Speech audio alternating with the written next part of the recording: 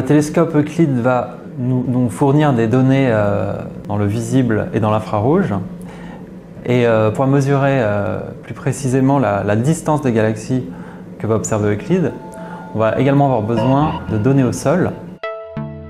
Parmi ces télescopes, on va avoir le CFH à Hawaï, l'Observatoire interaméricain de Cerro Tololo, le télescope Pan-STARRS, le télescope Subaru de Japon, le télescope Java Lambre en Espagne et enfin le télescope LSST.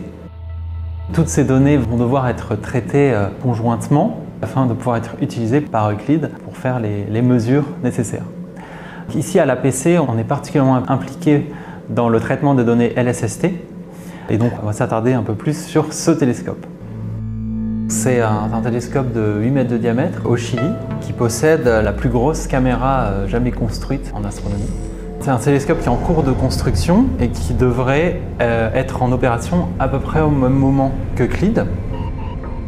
On utilise les logiciels fournis par la mission LSST pour le traitement de leurs données, des logiciels qu'on doit intégrer à l'infrastructure d'Euclide.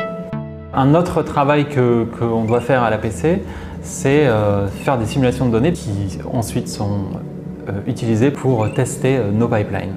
On va dans un premier temps retirer les effets instrumentaux et ensuite calibrer les images, c'est-à-dire faire ce qu'on appelle l'astrométrie et la photométrie.